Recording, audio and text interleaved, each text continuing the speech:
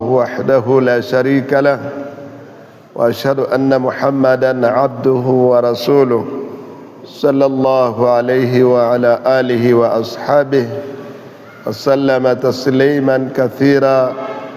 يا أيها الذين آمنوا اتقوا الله حق تقاته ولا تموتن إلا وأنتم مسلمون.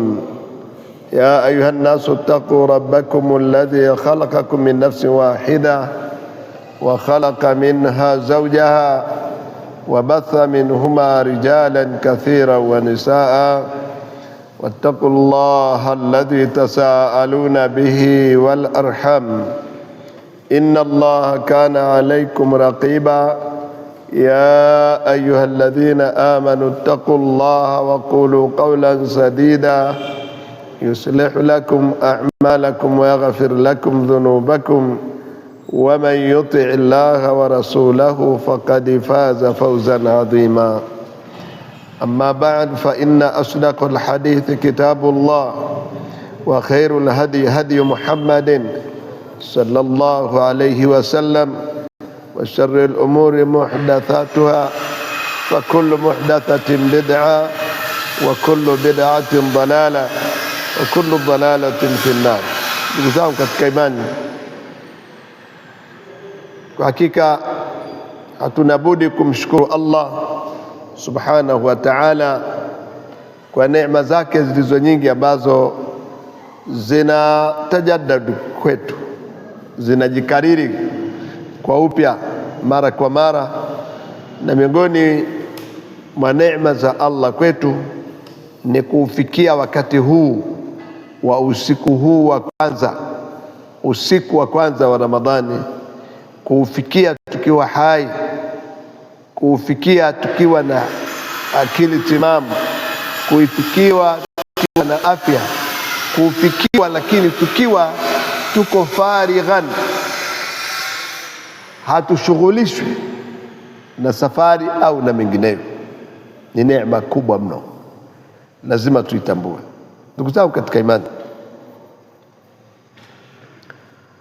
maudhui yetu ya muhadhara wetu wa leo, kama ilivyokuwa kawaida ya Bwana Mtume sallallahu alaihi wasallam, fi akhir Shaaban, mwisho wa Shaabani, alikuwa akiwabashiria masahaba zake radhiyallahu anhu juu ya ujio wa Ramadhani. Kwa hivyo na sisi katika kumwiga Bwana Mtume sallallahu alaihi wasallam hatuna budi kuipata bishara hii, bishara ambayo kwa hakika hapana budi lazima tuipate, na hii ikiwa ni iqadhul himam, kwa ajili ya kuziibua na kuzizindua hima za watu katika kukabiliana na neema hii na kuipa haki kama inavyostahili. Ndugu zangu, tayari tumeukabili mwezi wa Ramadhani kwa mwandamo ambao umeonekana katika maeneo mbalimbali hapa ulimwenguni. Ni furaha kubwa kwa waumini. Na kwa nini isiwe furaha wakati tayari tumenemeshwa kufikia mwezi ambao Allah ameutukuza kwa kumtuma Mtume Muhammad sallallahu alaihi wasallam? Ni mwezi ambao Allah aliinua heshima yake, lakini pia Allah subhanahu wa ta'ala aliinua heshima ya ummati Muhammad sallallahu alaihi wasallam kwa kuteremsha ukumbusho wake wa milele katika mwezi huu wa Ramadhani. Kwa hivyo haya na mengine mengi ambayo muda hautoshi kuyataja, utaona kwamba ni nyakati muhimu kwetu kama umma wa Kiislamu na waumini kwa ujumla. Ilivyokuwa hivyo ndivyo ilivyo. Fa kaifa nastakbilu Ramadhana, Ramadhani hii tunaipokeaje? Tuipokee kiuzembe uzembe? Ramadhani hii tuipokee kinyonge? Tuipokee nyoyo zetu zikiwa zimesononeka, zikiwa nyonge nyonge, La, hapana budi, kuna mambo ili tuweze kuipokea vizuri inavyostahiki. Kuna mambo hapana budi tukumbushane, tuyajue, ambapo katika jumla ya mambo hayo, awaluha maarifatu sharafu zaman wa fadli, ni kujua utukufu wa nyakati hizi na fadhila zake.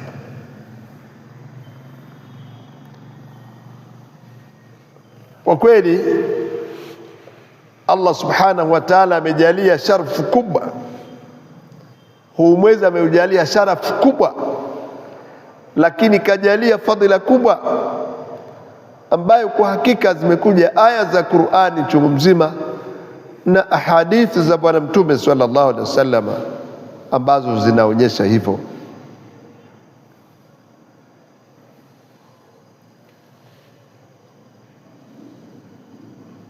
Ni mwezi ambao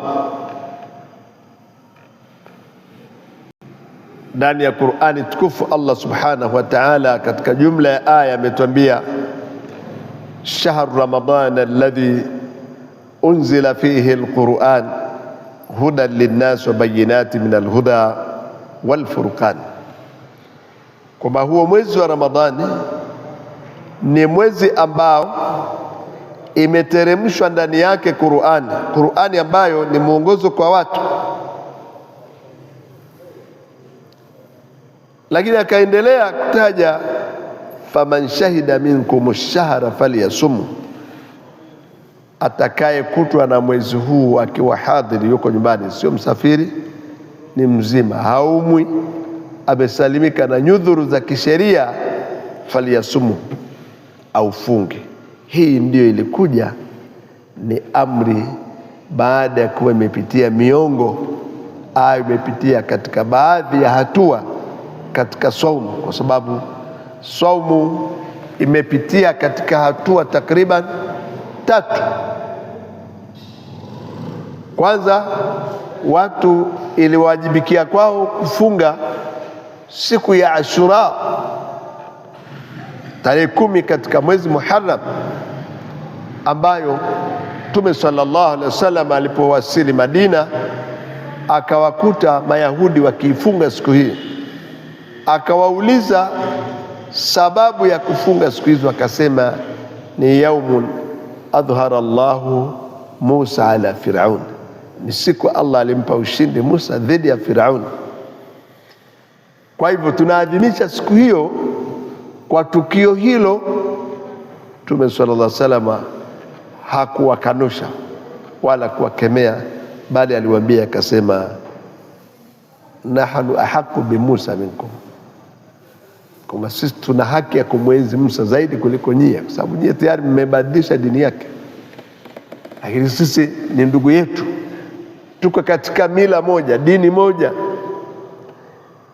Nyie mmefuta maneno yake, mkayapotosha, mkayatoa kwenye maeneo yake, hukumu zake mkazibadilisha na kadha kadha. Sisi bado tu katika piwa dini halisi aliyokuja nayo Musa. Kwa hiyo Musa ndugu yetu, nanu haku bi Musa minkum, faswabahu, akaifunga siku hiyo Bwana Mtume sallallahu alaihi wasallam, wa amara nas bisiyami, akawaamrisha watu pia waifunge siku hiyo.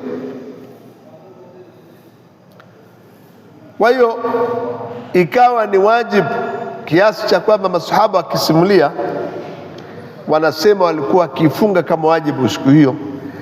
Hata watoto wadogo walikuwa hawapi chakula, wanapohisi njaa wakalia, wanawatengenezea kwa vipande vya nguo midoli, wanawapa, wanachezea, ili wapumbaze kusahau njaa, waendelee, wanashindana mpaka jioni wanakula watoto hao na watu wazima.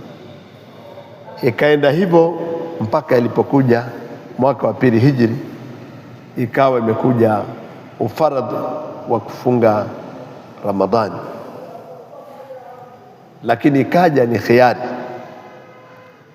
wa ala alladhina yutiquna fidyatun ta'am miskin, na juu ya wale ambao wanaweza kufunga, kama wana uwezo watoe fidia kulisha maskini, itatosha wao wasifunge.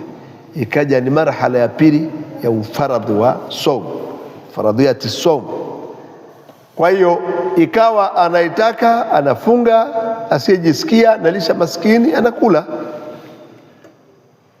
Sasa hatua ya tatu na ya mwisho ndio kaja marhala ya tatu ambayo imekuja ni amri. Sasa ndio kaja ikisema faman shahida minkum ash-shahra falyasum, ambaye mwezi utamkuta yuko hadhiri, yuko nyumbani, sio msafiri, lakini mzima haumwi, ameondokewa na nyudhur, au funge. Ikawa ni wajibu kwa kila asiyekuwa na udhuru, lazima afunge. Hakuna tena cha kulisha maskini, mtu ale mchana, atakayetaka afunge, asitaka asifunge, la. Wakati huo sasa ikawa ni wajibu kila mmoja ambaye hana udhuru wa kisheria afunge.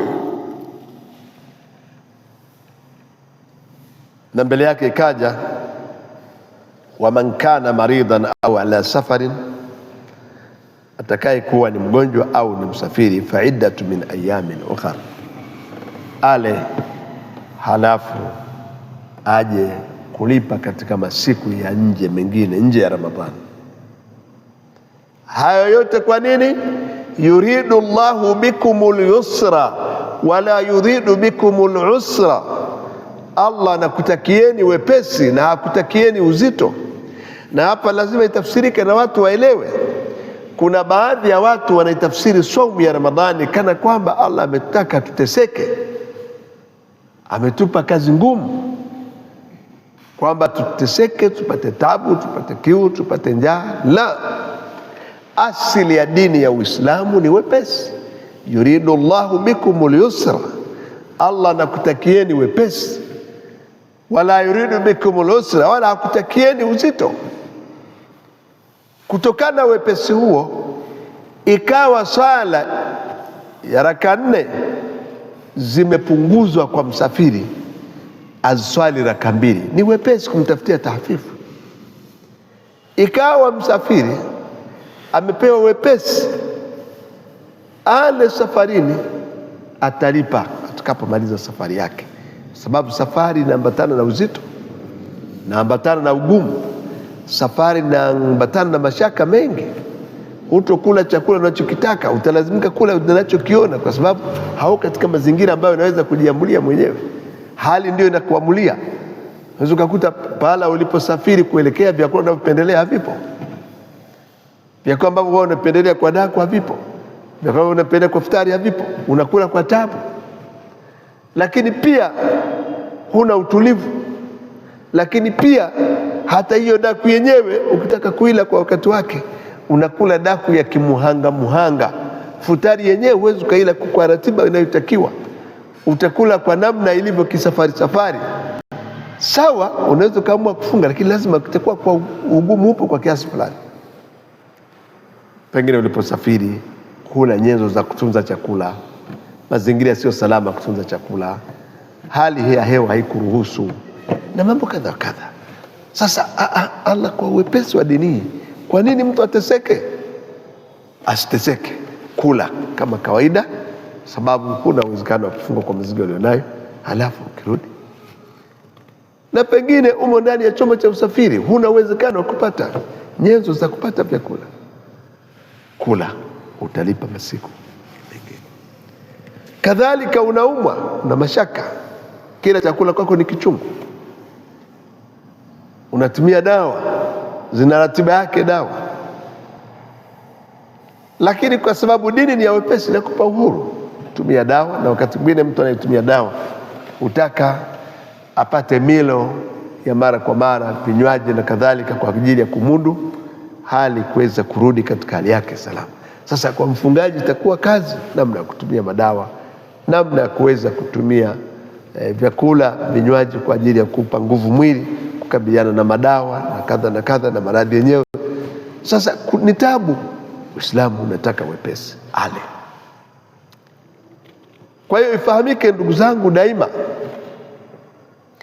kwamba hii ibada ya saumu sio ibada ya kumpa mtu tabu, sio ibada ya kumtabisha mtu, sio ibada kwamba afanye muhanga apate tabu. La, sio kusudio. Allah kusudia hivyo.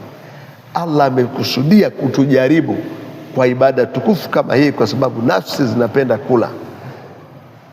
Wanyama wanapenda kula sana. Mwanadamu ni katika jumla ya wanyama, ana sifa za wanyama, isipokuwa Allah amempa akili na ndio maana akampa taklifu. Kwa hiyo wanapenda kula wanyama kawaida yake, wanapenda kunywa, wana matamanio ya vyakula na vinywaji na kadhalika, na matamanio ya kimwili kadhalika. Sasa hayo yote akaamuliwa mwanadamu atainiwe kwa mwaka masiku kadhaa machache, mwezi mmoja au pungufu kidogo, kujinyima hayo kwa ajili ya Allah subhanahu wa ta'ala. Lakini kujinyima kwa ajili ya faida yake, ndio hapo Allah akatuambia, yuridu Allahu bikumul yusra wala yuridu bikumul usra. Na ndugu zangu katika imani, fahamuni kwamba kwa hakika Allah anatakia wepesi hata katika kufunga saumu yenyewe hiyo.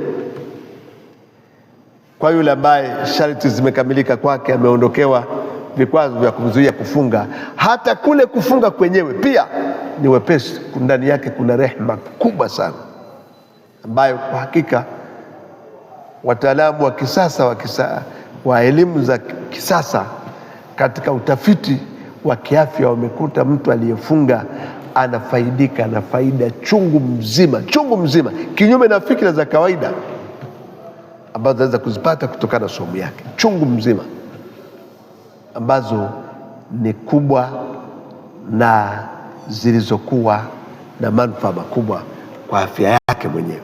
Kwa hiyo licha ya kwamba ni ibada ambayo tunaifanya taabuda lillah, tunafunga kwa kumwabudu Allah, kwa kufuata amri yake ya kutuamrisha funga hiyo, na kwa kutaka radhi zake na kwa kutaka malipo yake, lakini kwa fadhila zake, kwa sababu sheria zake alizotuwekea ndani yake kuna rehema kubwa, ndani yake kuna uhai mkubwa, ndani yake kuna kheri kubwa ambazo hazihesabiki. Kwa hiyo yuridu Allahu bikumul yusra wala yuridu bikumul usra wa min yusrihi, na miongoni mwa wepesi wake anaotutaka Allah tuupate, an shar'a lana as-suhur, akatuwekea daku Bani Israel kwao ilikuwa ni mwiko kula daku. Ilikuwa mtu kama amefunga, ukifika wakati wa kufuturu ataendelea kula na kufuturu. Akifikiwa na usingizi tu akasinzia, basi kwake chakula ni haramu tena, haruhusiwi kula mpaka kesho jioni. Lakini ummati Muhammad sallallahu alaihi wasallam tukapewa rehma kubwa, tukaruhusiwa kula daku. Na daku ni chakula kinacholiwa mwishoni mwa usiku kabla ya alfajiri, mfupi kabla ya alfajiri, na ni sunna katika Uislamu. Bal Mtume sallallahu alaihi wasallam ametoa targhibu katika maeneo mengi, akiraghibisha watu kula daku, kama alivyosema kwamba tasaharu fa inna fi suhuri baraka, kuleni daku kwa sababu katika kula daku mna baraka. Kwa hiyo ikawa Mtume sallallahu alaihi wasallam amesisitiza, ni agizo la Bwana Mtume sallallahu alaihi wasallam, lakini sunna miongoni mwa sunna zake ambazo zinamuongezea kitu katika somu yake mfungaji, zinamuongezea malipo na thawabu.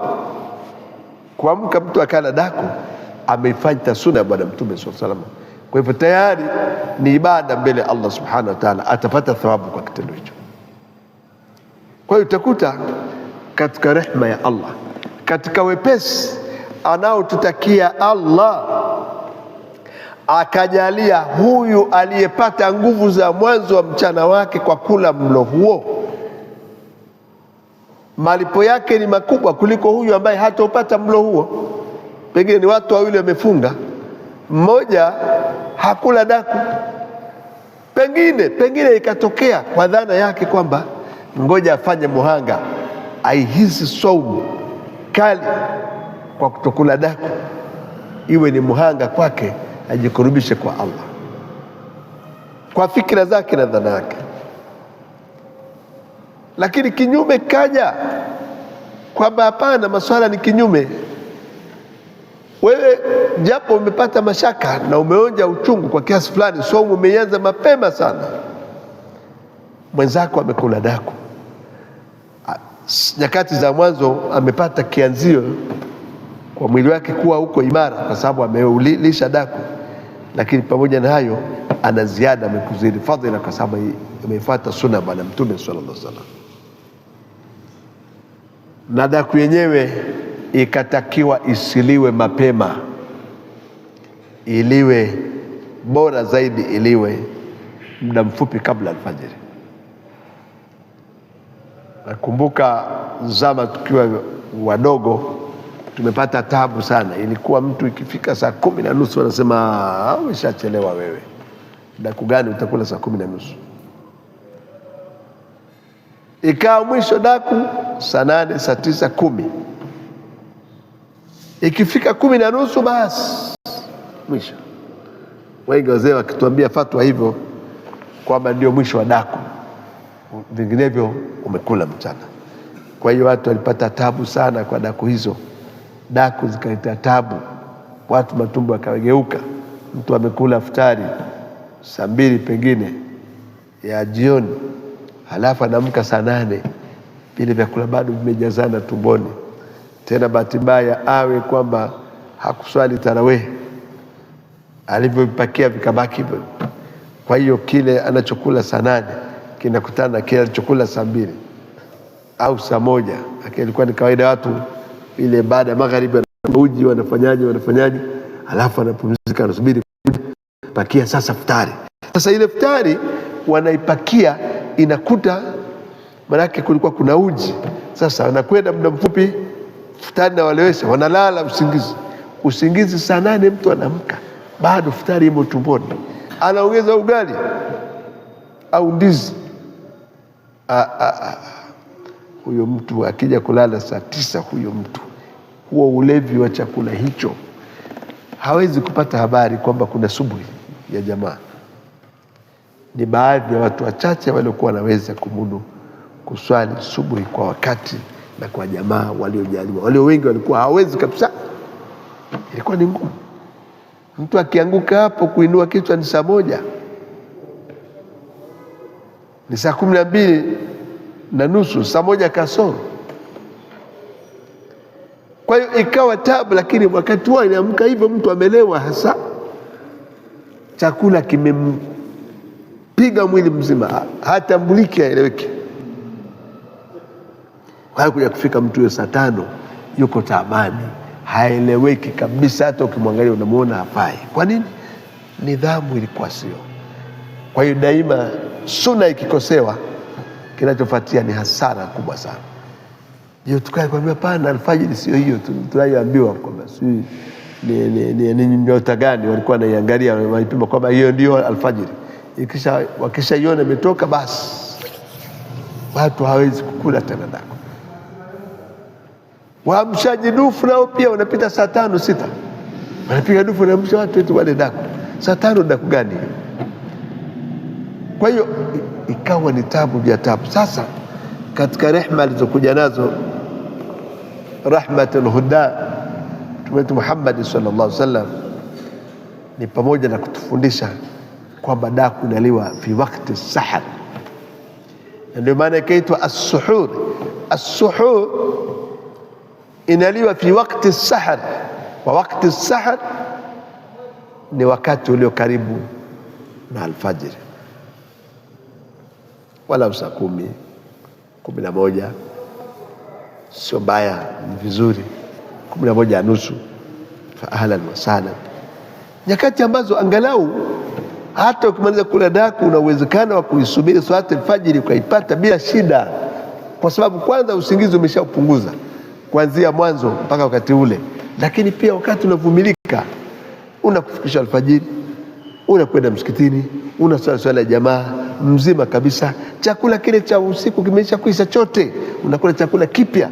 Kwa hiyo mlo unaliwa katika wakati sahihi ambapo unaleta manufaa.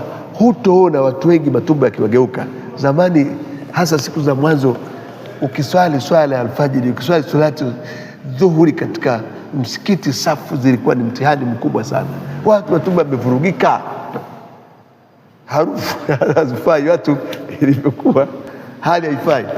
Sasa leo alhamdulillah, nani ambaye unaweza kumsikia hali hiyo? Safu zinasikiliza watu wazima kabisa, hakuna shida, sababu mtu anakula chakula tumbo lake ni tupu, halina shida. Kwa hiyo ni rehma ya Uislamu. Kwa hivyo ndio Allah sema yuridu Allah bikum al-yusra wa la yuridu bikum al-usra. Na ni mengi, kwa sababu wepesi ulio katika dini ya Allah hakuna namna ya kuongelea. Kwa vyote vile tutakavyojaribu ni kujaribu kugusa kiasi cha uwezo wetu, lakini inabaki kwamba yuridu Allahu bikum al-yusra wala yuridu bikum al-usra. Allah anakutakia ni wepesi kwa namna yote, na ibada ya Kiislamu yoyote ndani yake ina rehema kubwa ambazo huwezi kuzihesabu, na kipimo kizuri ujihesabu siku uliyofunga na siku uliyoshinda njaa hukufunga, ndio utajua rehema iliyo katika ibada za Allah subhanahu wa ta'ala alizotuwekea. Wallahi, ukiwa umefunga bukheri wala afya, ni mzima kabisa, huna tabu yote ile, lakini siku unaposhinda njaa bila kuwa umefunga, ni kwa kiasi gani unapambana na tabu ya huko kutokula wakati hujafunga. Ndugu zangu, kwa dhiki ya muda twende haraka, kwamba katika jumla yanayopatikana katika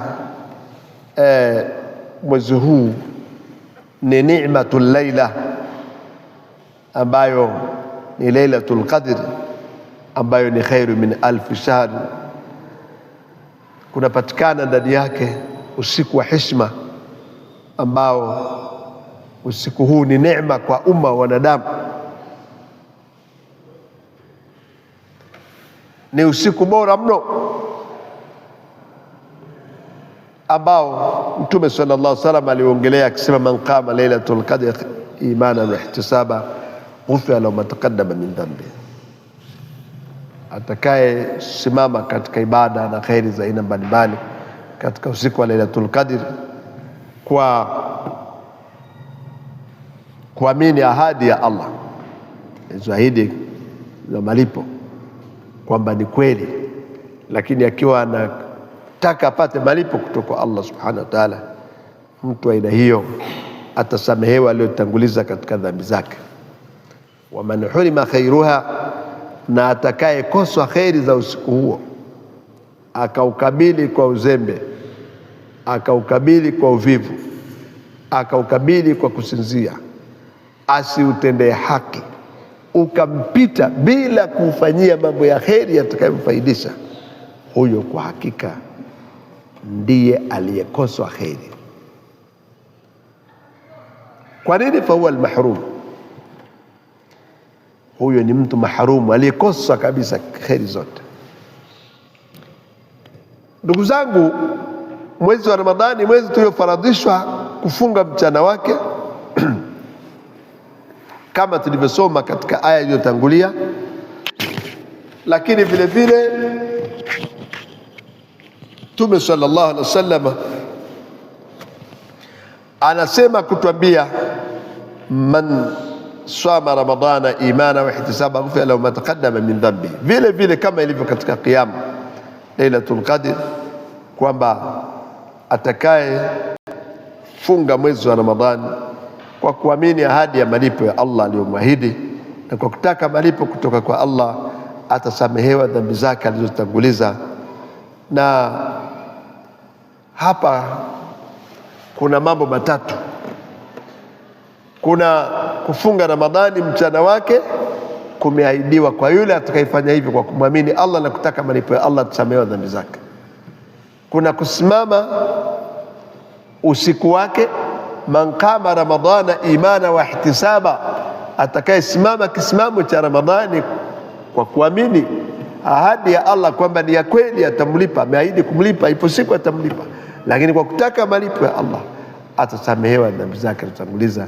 Lakini kuna man qama Lailatul Qadr, atakayesimama usiku wa Lailatul Qadr imana wa ihtisaba ghufira lahu ma taqaddama min dhanbi. Zote tatu zimefungamanisha na sharti muhimu sana, na hii ni dalili kwamba si kila atakayefunga au kusimama qiyam au kusimama qiyam Lailatul Qadr kwamba ataweza kupata fadhila hizi, isipokuwa ni wale khawasu nas, wale watu maalum. Watu gani? ambao kazi yao hiyo wataifanya kwa imani,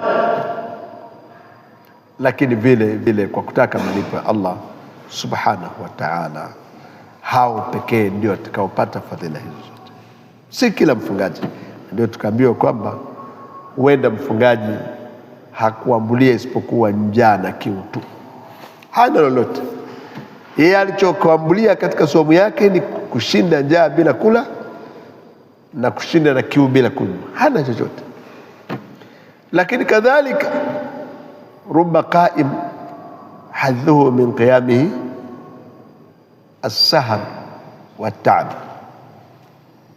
kwamba huenda aliyesimama katika qiyama hana alichoambulia isipokuwa kukesha na uchovu, hana chochote. Ndugu zangu katika imani, qad aqbala Ramadhan fa abshiru, hiyo Ramadhani tayari imekufikieni, hivyo fa abshiru,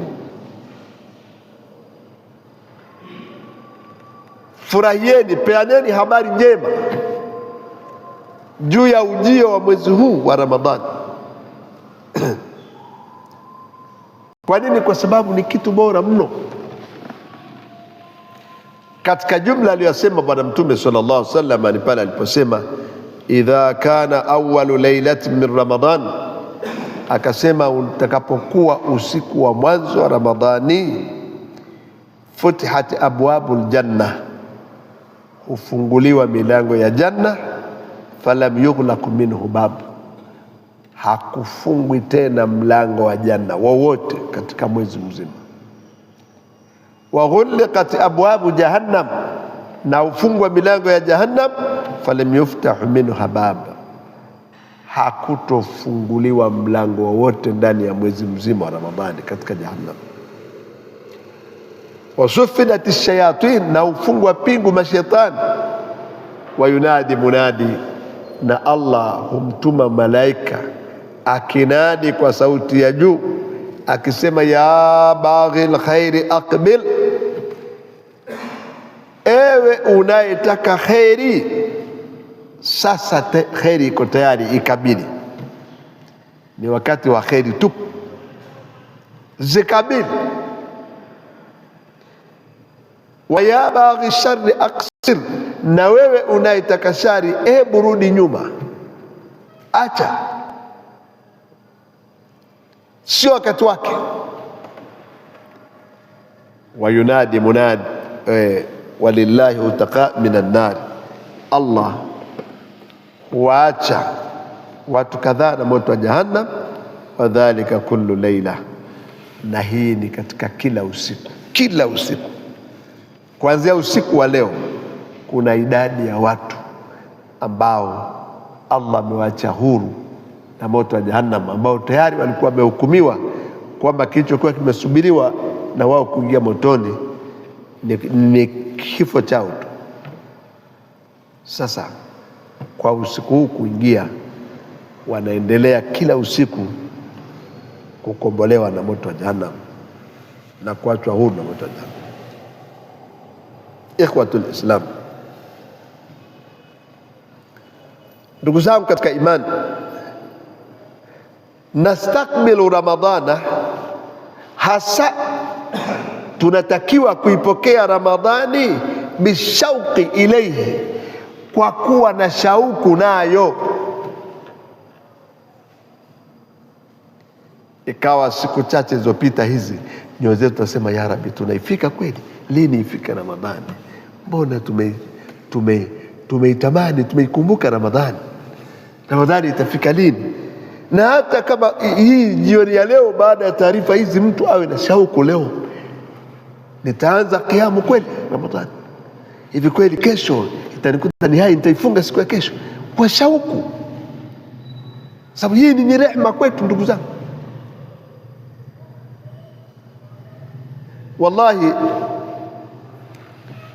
kazi yetu tunayoifanya katika kufunga huku na kusimama ni kitu kidogo sana sana sana sana, ambacho hakina uzani wa kukipima ukilinganisha na faida na fadhila na kheri zinazopatikana katika kufunga kwetu. Kwa hiyo kinachotakiwa kwetu tuone hii ni fursa kwetu. Huu muhanga ni kidogo sana ambao la yusawi shay, haulingani chochote. Muhanga wetu wa masaa kadhaa kuwa chakula ambako pia kunaturejesha faida sisi binafsi, muhanga kidogo sana sana. Kwa hiyo iwe nyoyo zetu zina shauku, sio kunyongonyea, sio kupata tabu, kwa shauku, kwa shauku ya kufikia mwezi, kuianza saumu, kuingia saumu, kwa shauku ya kupata rehema za Allah, kwa shauku ya kupata kheri za kwa Allah, kwa shauku ya kupata maghfira, kupata ayatukum minan nar, kupata maghfirati dhunub, kupata janna, kukingwa na adhabu ya jahannam na adhabu kabri. Sasa tukiyajua hayo tukayahudhurisha katika akili yetu, tutajua thamani. Na siku zote usiyemjua umthamini, utathamini Ramadhani wakati hujui ni kwa nini unafunga, una faida gani? Utaona kazi unaifanya ni kubwa, kumbe hamna kitu. Na angalia katika ajabu na upekee wa saumu ni pale aliposema Allah, kullu amal ibn adam la wal hasanati bi'ashri amthaliha illa as-sawm fa innahu li wa ana ajzi bih. Allah asema ibada zote za mwanadamu anazofanya ni zake na malipo yake yanajulikana, kila jema moja nalipa mema 10 mfano wake. Akasema isipokuwa saumu. Allah subhanahu wa ta'ala akasema isipokuwa saumu, kwa sababu hiyo ni yangu na mimi ndiye nitakaye ilipa. Saumu ni Allah. Ahlul ilm mpaka wakasema kwamba katika jumla ya maajabu ya saumu, kuna watu wataishi duniani wakifanya ibada nyingi mno, lakini bahati mbaya wana kawaida ya kuwadhulumu waja wa Allah kwa namna yote ya dhulma, aidha kudhulumu mali zao, aidha damu zao, aidha heshima yao, aidha kwa namna yote ya dhulma. Watakachoambulia siku ya Kiyama ni kupokonywa zile hasanati zao kwa ajili ya kuwalipa wale wadhulumu, kwa sababu haki ya mtu haitopotea, isipokuwa kitu kimoja ambacho Allah hatoruhusu na ataambia hiki si cha kwake, ni saumu. Saumu haitoingiwa katika ikhtisas. Tena bahati mbaya anasema kwamba kuna watu atakuja na matendo ya kutosha ya kuonyesha mafanikio yake na kupona kwake, lakini kwa sababu ya tabia yake aliyoifanya duniani, huyu alimsengenya, huyu alimzulia uongo, huyu alimdhulumu mali yake, huyu alimpiga kibao, huyu alimwaga damu yake, huyu alimkwaza kwa namna moja au nyingine kwa kutumia nafasi yake, akamdhulumu kwa dhulma yote. Itakuwa kila aliyedhulumiwa anachukua haki yake kutokana na mema yake, anachukua kutokana na mema yake. Yakimalizika, kabla hajamaliza, pia yatahesabiwa dhulma, kiasi cha dhulma zake ikatwe katika maovu yake ambao wanayo, wapunguziwe mizigo, kisha mizigo ile itupe kwake. Hana jema hata moja aliyobakia nalo, kisha atupe motoni. So haitokwenda, itabakia. Mengine yote yatakwenda yote. Sasa ndugu Muislamu, jiulize, Pengine una Ramadhani 10, una Ramadhani 20, una Ramadhani 30. Ramadhani zako hizo umezifunga ziwe na hadhi ya kuja kukutetea mbele ya Allah siku ya Kiyama, wakati umebaki una kitu. Unaipa heshima gani saumu yako ili ipate nafasi? Kwa sababu kwa mujibu wa hadithi ya Bwana Mtume sallallahu alaihi wasallam, as-siyam wal Qur'an yashfi'ani lil 'abdi yawm al-qiyamah, Qur'ani na somo vitakwenda kumwombea shafaa mtu siku ya Kiyama. Somo itasema rabbi mana'tuhu min at-ta'ami wash-sharab fi nahari. Somo itasema nimemzuia mimi chakula chake na kinywaji chake na matamanio yake na takataka zote mchana mzima. Fashafi'ni fi, ya Rabbi, nakuomba nikubalie nimuombe nimtetee mtu huyu apone na adhabu.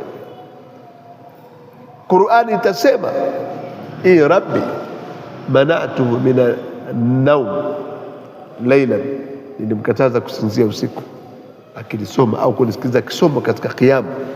Fashafi'ni fi, nakuomba ya Rabbi unikubalie nimtetee. Sasa saumu lazima iwe na hadhi ya kuweza kusimama mbele ya Allah kutetea, na haitopata hadhi isipokuwa umeifungaje. Je, umeipa uzito? Imejaa minofu, ina minofu ya kuipa hadhi, au ndio hivyo umeiacha mifupa mitupu? Hayo yote yatakiwa uyafahamu. Kwa hiyo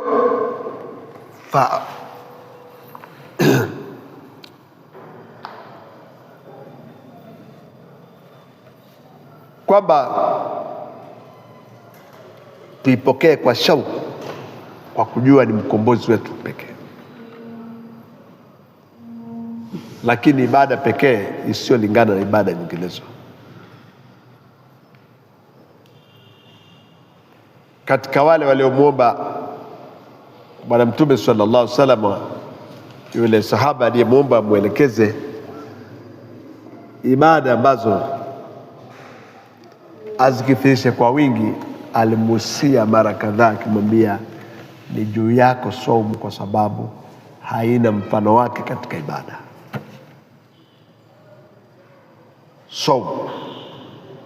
Saumu ina siri kubwa katika kumtengeneza mtu, kumuondoa hatua moja kumpeleka hatua nyingine.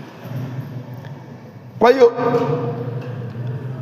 tunaipokea Ramadhani kwa shauku nayo, wadua bibulughihi, na kumuomba Allah kutufikisha kwenye Ramadhani,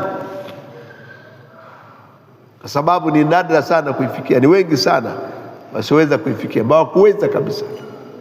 hawakuweza kabisa, mpaka baadhi wengine masiku kama matatu mawili nasikia mtu amepata ajali pengine ya chombo, amedondoka, ni mzima, alikuwa ni mzima, na mengine kadha kadha. Kwa hiyo kumwomba Allah kutufikisha Ramadhani, lakini tukishaifikia kumwomba Allah atubariki katika nyakati zake. Hilo ni swala muhimu sana, kumwomba Allah atubariki katika nyakati zake, kwa sababu nyakati zinakufa bure. Ni mara ngapi tuachezea nyakati za Ramadhani mpaka zinaharibika bure bila faida yote? Kwa hiyo kumwomba atufikishe, na kitapofika tumuombe Allah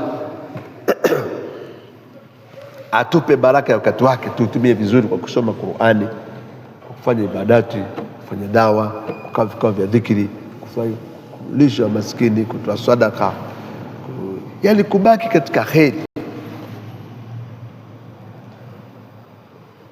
Wabil bishara, lakini pia kupeana habari njema. Au na habari mwezi umeandama bwana, na kupa habari njema, kupeana habari njema. Lakini wabitahnia, na kupongezana kwamba hongereni, hongera kwa kufikia mwezi wa Ramadhani, hongera ndugu yangu kwa kufikia Ramadhani, umekuta mzima huko hai. Hii ni fursa pekee kwako ya kukurubia kwa Allah, kupata radhi za Allah, kusamehewa dhambi zako, kupandishwa daraja lako, kuingizwa peponi, kuepushwa na moto. Ni fursa. Kupongezana ni kitu cha msingi sana, lakini pia kupeana nguvu, kwa sababu katika pongezi na bishara hata baadhi ya dhaifu wanaweza kuimarika na kuhisi uchangamfu, kwa sababu kwa kawaida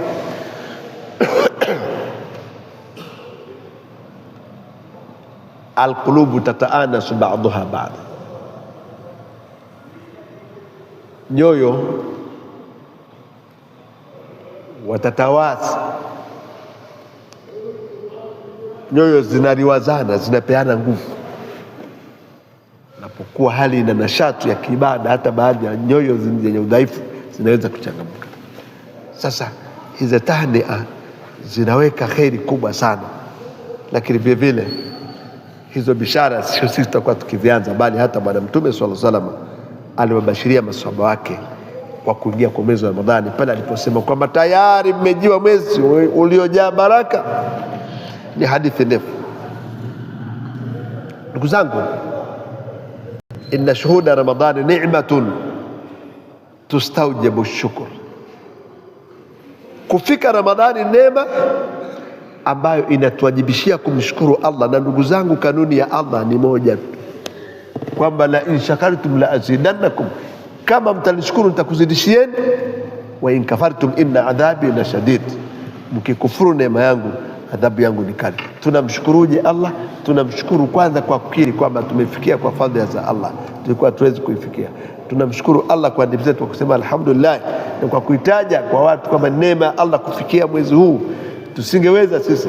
Lakini tatu, kwa kuifanyia kazi, kwa kuifunga kiukweli na kusimama usiku wake.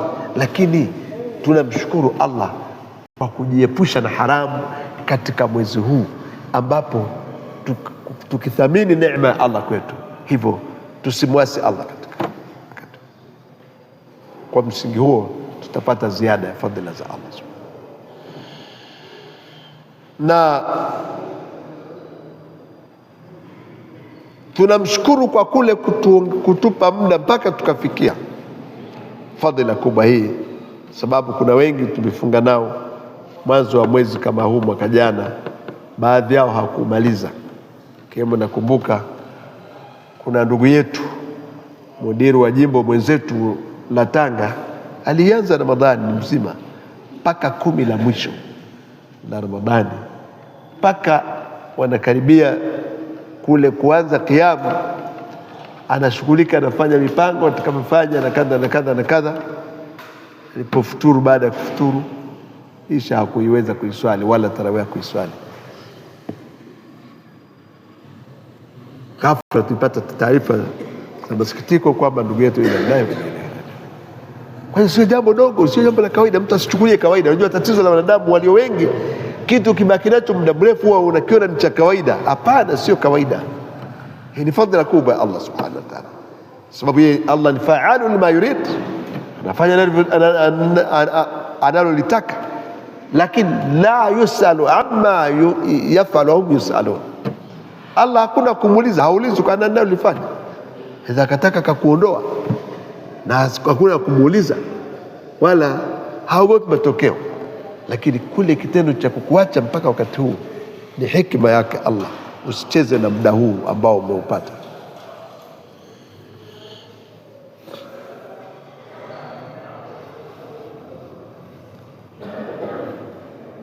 Ndugu zangu, min husni istiqbali Ramadhan, miongoni mwa kuipokea, kuifanyia uzuri, kuipokea kwa uzuri Ramadhani na kuitendea haki, taallum ahkamu as-sawm wal iftar, ni kujifunza hukumu za saumu na futuru kwa kuzisoma au kusikiliza katika vikao vya kielimu au hata kwenye njia za vyombo vya habari. Kwa nini? Kwa sababu sasa hivi zama zimebadilika, kuna wepesi mkubwa sana. Hata kwenye simu yako unaweza kuwa unajifunza. Jifunze uweze kujua unachokiendea, kwa sababu al-ilm qabla al-qawl wal-amal. Lazima tujue kabla ya kusema na kutenda. Na siku zote jambo lolote mtu analifanya bila kulijua lazima ataliharibu. Na annasu a'da'u ma jahilu, kama anavyosema wataalamu kwamba siku zote watu huwa ni maadui wasichokijua. Na kama tulivyotangulia mwanzoni mwa muhadhara wetu kwamba watu wanachukia somo hawajui, wanaona kama ni mateso kwao, ni tabu kwao, mizigo. Wengine wanaanza kuleta udhuru mbalimbali, wengine wanaume wazima kabisa wanajificha wanakula. Kisa anaona ni tabu gani hii, shida gani hii? Lakini hajui maskini. Angejua kheri chungu mzima zomo, asingepata tabu kufunga. Ndugu zangu, kwa nini tuijue hukumu tusije tukaingia katika mambo yasiyofaa yanayokatazwa katika saumu? Tusiingie katika makosa katika kuisoma Qur'an, tusiingie makosa katika kisimamo cha Ramadhani, kama inavyotulazimu vile vile kuweka azma usiku huu wa leo. Utie azma ya kwamba hii Ramadhani medhali Allah ameniacha akaniweka mpaka nikakuta ni mzima, na azmia nitafanya kweli, nitaifunga kiukweli, lakini nitasimama kiukweli, sitopoteza muda wangu. Nipende kuambia ndugu zangu, katika jumla ya balaa ambalo limeukumba umma wetu wa Kiislamu wa leo ni pamoja na mipira ambayo kwa kiasi kikubwa ina mtihani mkubwa. Waislamu wataharibiwa. Kiamu, hawezi kusimama kiamu Ramadhani kwa sababu kuna timu fulani zinacheza. Hawataswali swala za jamaa, watapitwa kusoma Qur'an, watapitwa kheri mbalimbali kwa sababu ya upuuzi ambao tunawekewa. Na hiyo mitego yote tunawekewa na maadui wa Allah. Watu wanaona ni starehe, ni maendeleo, ni ustaarabu, kumbe wapi wameingizwa katika mkenge kuangamizwa. Mambo yana mpango, hayako kibahati mbaya. Usione watu wanawekeza pesa nyingi sana ukafikiri kwamba ni burudani. Hapana, haya ni mahesabu maalum. Bwana Mtume sallallahu alaihi wasallam wakati akitoka Miraji, kama ilivyokuja katika baadhi ya riwayati kwamba alichungulia kwenye dunia akaona vurugu nyingi sana, makelele nini. Akasema, ndugu yangu Jibril, nini hiyo unayoona duniani? Akasema, hayo ndio yanashughulisha watu. Kama sio hayo, watu wote wangeikumbuka akhera, hakuna mtu ambaye angefanya upuuzi wala kucheza. Lakini hayo yanawachanganya akili na kufanya vichaa. Watu wanasahau lengo la kuumba, wanasahau akhera, wanasahau matokeo yake. Watu umri wao unaisha bila kufanya kheri. Hizi fujo hizi. Kwa hiyo ni kuweka azma kwa kuweka nia iliyo safi kabisa juu ya kutenda kweli katika saumu, lakini pia katika kiamu na kheri nyinginezo. Ndugu zangu, kwa nini azma? Mwanzo, kwa sababu niyatul mu'minu khairu min amali, nia mu'min ni bora kuliko amali yake. Na ndugu zangu, fahamuni kwamba Bwana Mtume sallallahu alaihi wasallam anatuambia fa innamal a'mal binniyat, kwamba amali yoyote inakuwepo kwa nia yake, inapatikana kwa nia yake. Lakini pia wa innama likulli mri'in ma nawa, na kila mtu atapata malipo kwa kile alichokinuia. Na kheri nyingine, man hamma bil hasanati falam ya'malha kutiba lahu hasanatun kamila, atakayetia nia kutenda wema akawa kuafikishwa kutenda wema ule, ataandikiwa wema kamili. Sasa katika jumla wema tukaandikiwa, huenda mtu usiumalize mwezi ukawa umekufa katikati au mwanzoni hapo, utaandikiwa mwezi mzima, au kaumaliza lakini utaandikiwa zaidi katika kila wakati wako uliotia nia. Ndugu zangu katika imani, katika kupokea vizuri mwezi wa Ramadhani, tutubie kwa Allah kwa kuacha dhambi, kwa sababu aliyetubia ni kama hana dhambi. Ndugu zangu, dhambi zinatukwamisha katika kheri. Dhambi ni mizigo inayotukwamisha, na watu wengi hawalijui hili. Dhambi ni mzigo unaokukwamisha usiweze kusimama kiamu, usiweze kufunga saumu sahihi yenye maana, usiweze kuswali swala ya jamaa, usiweze kuisoma Qur'ani. Kila unapoelekea kheri unapata uzito usiokuwa wa kawaida, mpaka huwezi. Ndio utaona maskini baadhi ya watu wazima, anaanza na watu tarawih hapa, baada muda kidogo huyo amelala pale amesinzia usingizi mzito, hajiwezi. mtu mzima maskini, sio yeye huyu. Kuna vitu vimemwelemea, meelemewa.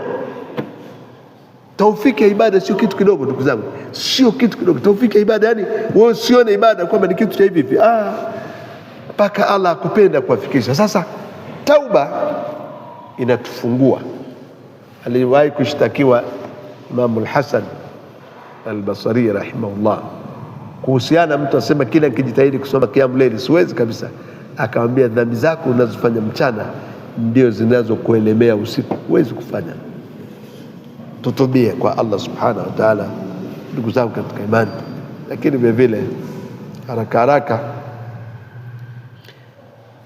ndugu zangu, saumu imewekwa si kama tulivyotangulia mwanzoni mwa muhadhara, sio mateso kututesa kabisa. Mtu aelewe hilo na fahamu hilo, sio kwamba Allah ametuwekea ili tuteseke tusimekula na kula. Hapana, ni kwa hikima chungu mzima. Hikima ni nyingi mno ambavyo ni vigumu kuzielezea, lakini kwa mukhtasari ifahamike ndugu zangu katika imani kwamba saumu katika mambo makuu aliyoelezea Allah ni tahqiqi taqwa.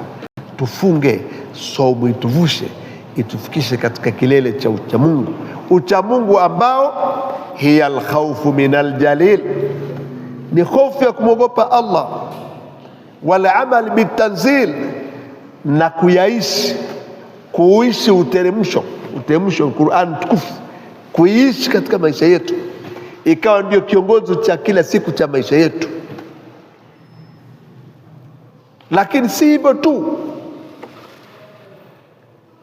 waridha bil qalil, na kuridhika na kichache mnachokipata kikakutosha, wal istidad li yawm rahil, na kujiandaa kwa ajili ya siku ya safari ya mwisho, safari isiyokuwa na kurejea, safari ambayo inakupeleka katika ulimwengu wa maisha ya uhakika. Inahitaji maandalizi.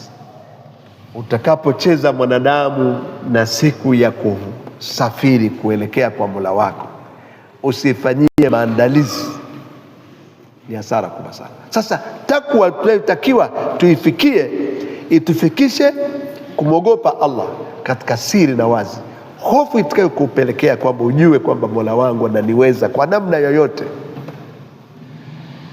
nikimkosea anaweza kanifanya lolote. Na ndio muumini anavyotakiwa aone kwamba aione dhambi yake ni kama jabali zito, inaweza likamwangukia wakati wote ule. Kwa hiyo aogope.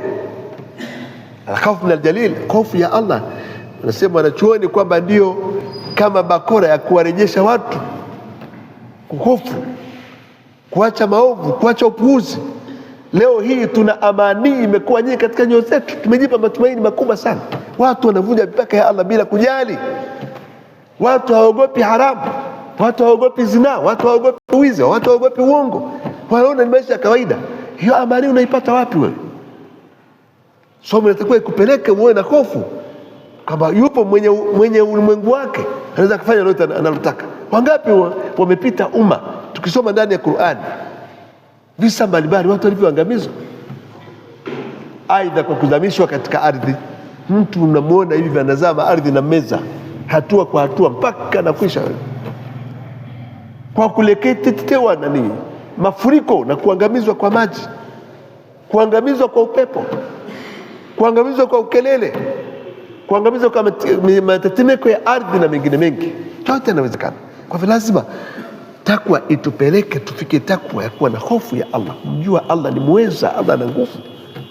Naposoma katika swala wakasema Allahu akbar, na lazima ulitafsiri kwa mbali sana. Allahu akbar, Allah ndiye mkubwa zaidi, kwamba hakuna kikubwa kumfikia Allah. Allah ndiye mwenye nguvu, Allah ni mwenye uwezo wa kila kitu. Allah ndiye asiyeogopa matokeo. Allah ndiye ambaye haulizwi kana ulifanya. Allah ndiye anafanya na ulitaka. Ukalijua hilo, ukawa na hofu. Saumu itutengeneze tufikie uchamungu, tuwe na hofu ya Allah, lakini maisha yetu yaongozwe na uteremsho uliokuja kwenye Qur'ani na Sunna, lakini turidhike na tutakachokipata cha halali hata kama ni kichache. Kwa nini? Kwa sababu qalilu tuaddu shukra khairu min kathiri yutudhika, kichache unachoweza kumshukuru Allah ni bora kuliko vingi ambavyo vitakufanya umwasi Allah. Lakini kujiandaa kwa ajili ya safari ya kurejea kwa Mola wetu, haya ndio mambo ndugu zangu. Tunapoambiwa safari ya kurejea kwa Allah subhanahu wa ta'ala, lazima tuijue kwamba leo tumo usingizini. Wanasema wanachuoni, wanadamu leo wamesinzia, wako katika usingizi kwenye kafuti. Unaona, tunakula, tunakunywa, tunalala, tunacheza, tunafurahi, tunaburudika, lakini wallahi lau kafuti hiyo kama ingekuwa imetutoka tukajua kilicho mbele yetu, nini kimetusubiri, nani angechezea muda huu? Kwa hiyo wanadamu ndio wanasema kwamba wako ndani ya ndoto, wako ndani ya usingizi, wanaota kama vile unaota. Ndio hapo tukaambiwa mwanadamu katika jumla ya wanachuoni hiyo tafsiri aya hii kwamba ahlul qubur, walio ndani ya makaburi, wao tamaa yao na lisanul hali yao inasema ya laitana qaddamna lihayatina, ole wetu tungetanguliza mema kwa ajili ya maisha haya ambayo tunayaona ya uhakika aliyo mbele yetu. Kwa nini? Kwa sababu wameshaona ambacho wamekiendea, kadi afdau ila ma amilu, tayari wameendea yale ambayo wameyatenda. Wanaona uhalisia, wanakumbuka muda aliokuwa akichezea muda mwingi sana katika upuuzi na ujinga, kumbe mbele yao kuna mambo mazito yamewasubiria. Kwa hiyo wanasikitika kwamba alaitani kadamtu lihayati, ole wangu ningetanguliza kheri, ningetumia vizuri muda wangu, ningetumia vizuri rasilimali yangu kwa ajili ya maisha haya ambayo ndio ya uhakika. Sasa fursa ndio hii tunayo. Kwa hiyo walistadi lyaumir rahili, ndugu zangu, hilo ndio lengo la somo. Sasa ukaja ukafunga somo yako ya kijela jela, huwezi kupata hii tunu. Hii tunaipata mfungaji wa kweli. Kwa hiyo ndio tunataka tuipokee Ramadhani tukijua imewekwa kwa lengo la kutufikisha wapi, tutoke wapi, tuende wapi. Umefunga Ramadhani nyingi, ndugu yangu Muislamu, hebu sasa amua kwamba Ramadhani hii huenda ndio ya mwisho katika umri wangu, kwa sababu hatujui, nani anayejua. Kwa sasa natakiwa nitie azma niifunge, iwe ni Ramadhani ya maana itakayonikomboa mbele ya Allah subhanahu wa ta'ala. Ndugu zangu, saum, bisawm nataallamu al-afaf.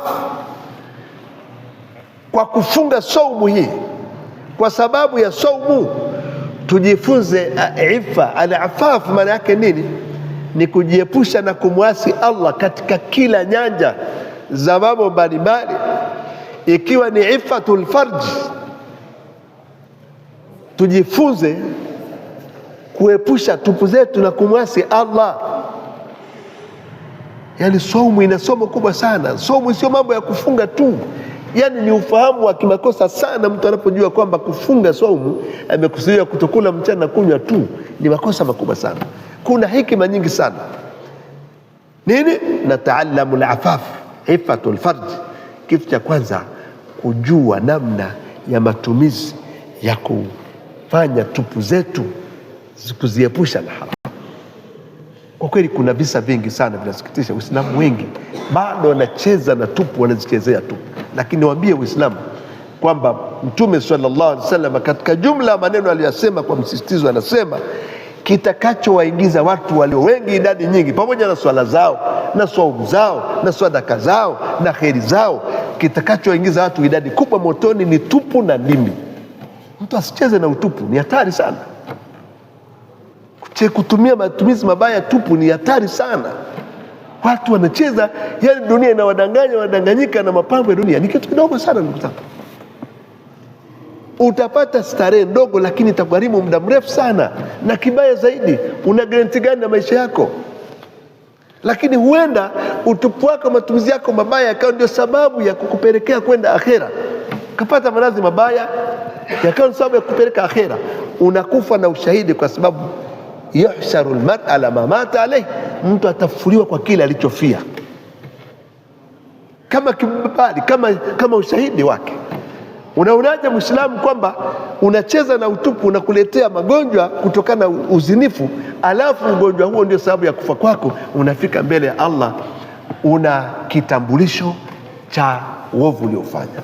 Ndugu zangu, Uislamu umetupa uhuru mkubwa. Tunaweza kuwa wake wawili, hatukushiba tuoe wake watatu, hatukushiba tuoe wake wanne. Lakini sasa uchoyo wa mali, mtu anaogopa kwamba akioa wanawake wengi mali zitaisha, atakuwa na matumizi mengi, matokeo yake sasa anakwenda katika haramu, anafanya israfu, anatumia neema ya Allah katika kununua haramu. Ndugu zangu, kwa hiyo saumu itupeleke mbali kwamba tujifunze al-ifatul farj.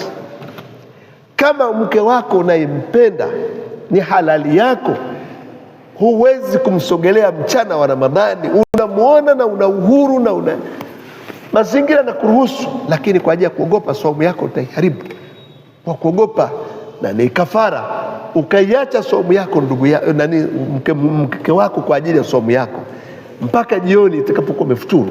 Unashindwa nini siku za kawaida kujizuia haramu ya Allah kwa kuogopa adhabu ya Allah? Sababu ndio takwa inatulea, saumu inatupeleka huko, tufikie huko kwamba saumu imetupeleka sasa. Baada ya kumaliza saumu, hatuwezi kwenda katika upuuzi, uchafu wa zinaa. Maana katika mtihani uliowaangusha Waislamu wengi, habari zinazopatikana kwa wanawake wanavyowajua Waislamu wengi ni mambo ya aibu, ni hatari sana. Watu wanashindwa na swala zao na ndevu zao, wanashindwa subira kwa wanawake. Wao wanafanya maajabu ya ajabu. Tunaogopa, ya Rabbi, tufanye nini Waislamu? Sababu malezi yetu yanatakiwa sisi yatumayizi na umma nyingine zisizomjua Allah, yatutofautishe na umma zisizomjua Allah, zisizokuwa na dawa, zisizokuwa na shaira za Uislamu. Sasa tunapokuwa sisi tunaweza tena kuwafata wale kule katika njia zao, ni jambo la hatari sana. Na niwaambie kitu cha ajabu, ndugu zangu Waislamu, kwamba zama za jahilia watu walivyoliogopa jambo la uzinifu. Ilikuwa uzinifu, mtu muungwana hawezi kuzini. Wanasema mpaka ilipokuja amri kwamba watu wachukue baya kwa Bwana Mtume kwamba hawatozini, wakashangaa, wakasema hivi muungwana anaweza kuzini? Sema uzinifu ni wao, watumwa na vijakazi ndio wanazini, lakini muungwana hawezi kuzini. Ni makafiri hao. Leo Muislamu ataogopaje kunani? Atashindwaje kuogopa zina? Tunaona alqiyas mal farq. Ni maajabu sana. Yani hali zilivyo ni tofauti. Muumini leo haogopi zina iliyokuwa inaogopa wakati ule na kafiri. Ni maajabu sana. Malezi yanatupeleka wapi? Kwa hiyo ndugu zangu katika imani, saumu inatufundisha ifatul farj wal fam, lakini pia ndimi zetu na vinywa vyetu kuviepusha kumwasi Allah. Pale tunaambiwa asiacha maneno ya uzushi, maneno ya usengenyi, maneno ya upuuzi na kuyafanyia kazi wakati amefunga. Allah hana haja kumuona naacha chakula chake na kinywaji chake, bora aendelee kula na kunywa. Hana haja Allah, haina maana kufunga kwake kuacha chakula na kinywaji. Yote hayo tunafundishwa. Sasa inatulea nini? Kwamba ndimi zetu tuzijue namna matumizi halisi ya ndimi, sio kutumia kwa kumwasi Allah, kusengenya watu, kuchonganisha watu, kusema uongo. Bal ifatu taam wa shahwa itufundishe kutomwasi Allah katika chakula, lakini kutomwasi Allah katika matamanio yetu. Matamanio yetu lazima yaende katika misingi ya Allah subhanahu wa ta'ala. Mu'minu haendeshwi na matamanio. Mu'minu tofauti yake na kafiri, tofauti yake na mnyama. Mu'minu anapokuwa na matamanio, yeye ni mwanadamu, ana matamanio, lakini anayadhibiti kwa vidhibiti vya kisheria. Kwa matamanio haya si halali yangu, matamanio yangu haya ni halali, anayoendea. Haya ni haramu, anayaacha. Kwa hiyo saumu inatulea, malezi ya saumu yanatulea tuweze kudhibiti yote haya. Lakini saumu inatufundisha subira. Kama tunaweza kufanya subira kutwa nzima, vyakula tunavyo, vinywaji tunavyo, wake zetu tunao, ni wazuri, tunawapenda, tunawatamani, na vyakula tunavipenda, tunavitamani, vinywaji tunavyo, tunavipenda na tunavitamani, tuna kiu.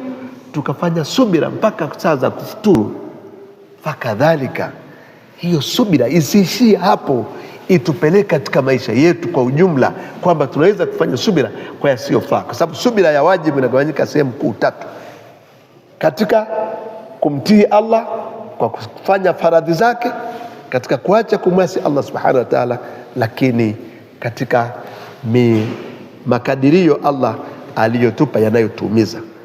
Kwa nini? Kwa sababu saumu ni nusu ya subira, wa bisabri yakunu najah, na subira ndio sababu ya kumfanya mtu apate ushindi duniani na akhera. Ndugu zangu, katika saumu kuna afya na ponyo ya maradhi mbalimbali, na hili limethibitishwa na wataalamu wote wa kisasa wa swala ya afya na mwili wa mwanadamu, kwamba hakuna usafi unaofanywa mwili na dawa yoyote ile au nyenzo yoyote ile kama saumu.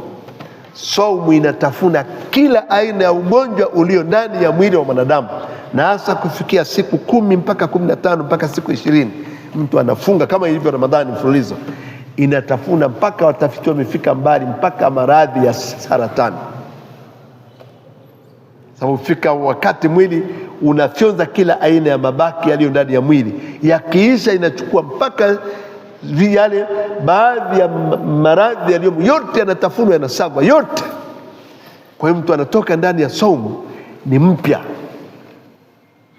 kama itafungwa kwa taratibu zake zinazotakiwa. Sababu pia kuna balaa lililopo jingine, manake Uislamu sababu unamkuta mbele yake siku ya saumu akienda kufuturu, unashangaa huyu ana tumbo la tembo.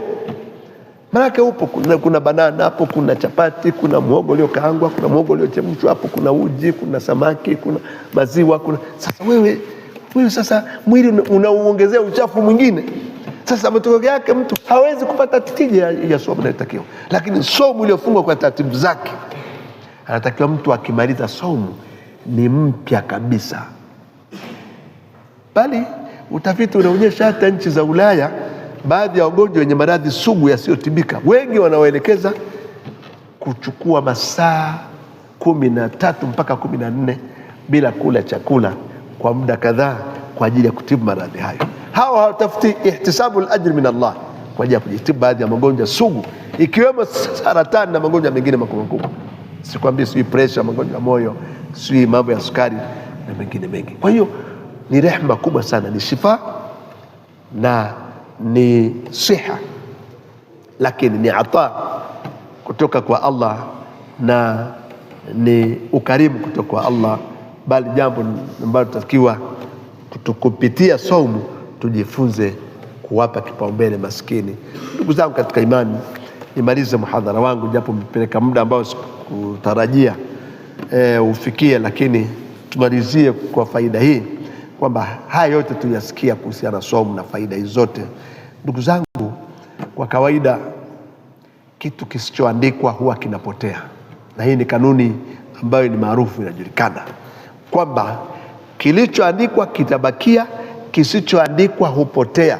Sasa mara nyingi malengo yasiyoandikwa huwa yanavurugika tu, kwa sababu kanuni na taratibu ya maisha ndivyo ilivyo.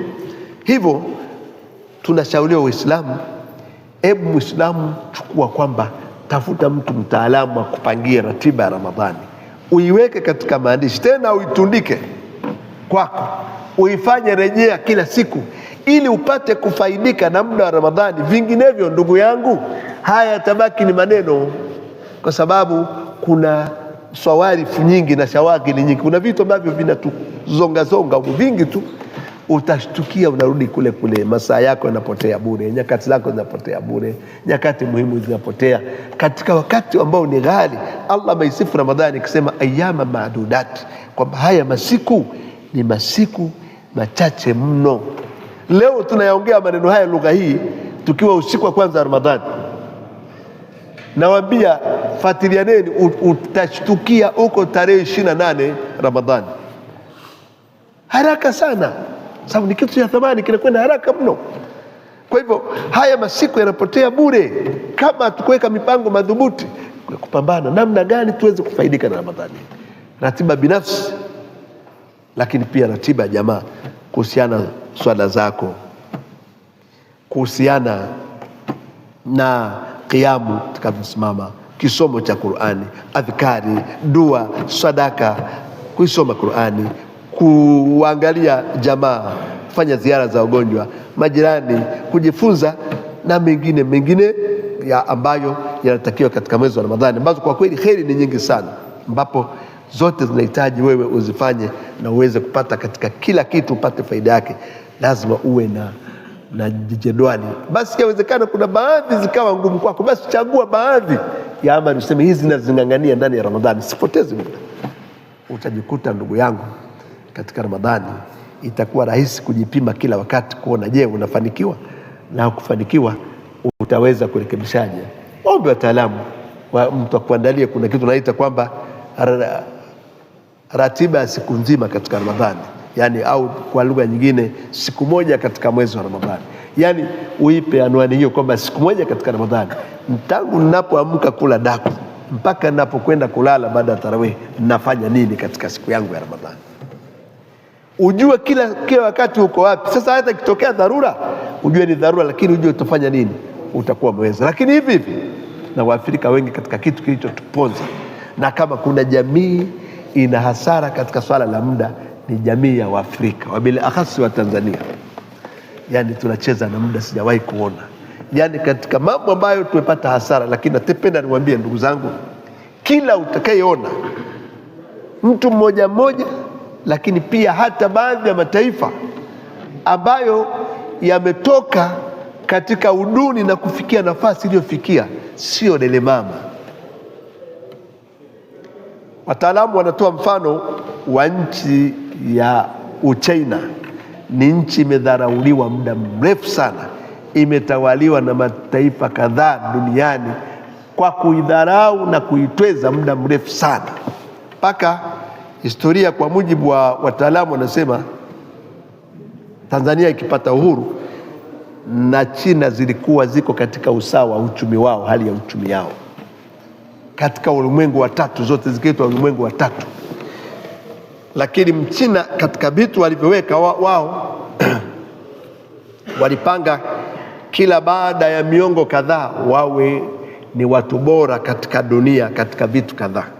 Kwa hiyo hawakulala, walicheza na muda, licha kwa wao wanashughulikia dunia tu, wao hawana muda kuchezea. Leo superpower ya duniani hakuna nchi inayoogopa pekee kama China. Superpower ambayo ni Amerika, nchi pekee inayompa wasiwasi na kumtisha duniani ni China, kiuchumi na namna anavyomkimbiza. Kwa nini? Kwa sababu wale wamejua matumizi ya muda, hawana muda kuchezea. Sasa hao ni katika dunia yao. Sisi tunaojua kwamba tutafuta kitu ghali zaidi mbele yetu cha akhera, tutachezeaje muda? Sababu dini yetu inatupa kufanya kitakachotusaidia katika maisha yetu ya dunia, lakini vile vile kuifanyia zaidi akhera yetu. Yote hayo kwa kupangilia tutaweza kufanya vizuri. Kwa hiyo ndugu zangu, tusicheze na muda. Huu ni fursa pekee Allah ametupa kwa mara nyingine.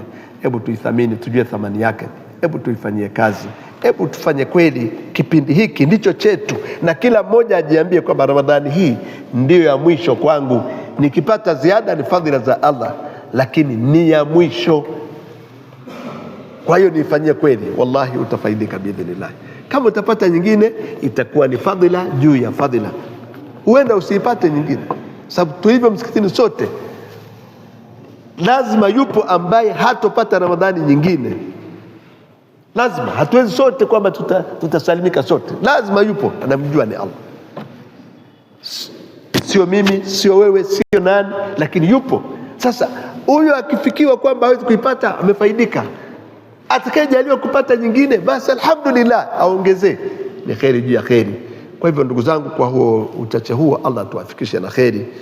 Nasema Allah atubariki katika Ramadhani hii, aturuzuku kuifanyia kheri na kufunga mchana wake na kusimama usiku wake na kusoma Qur'ani tukufu kwa namna ambayo anaitaka Allah subhanahu wa ta'ala, lakini pia na kusimama katika kheri za aina mbalimbali.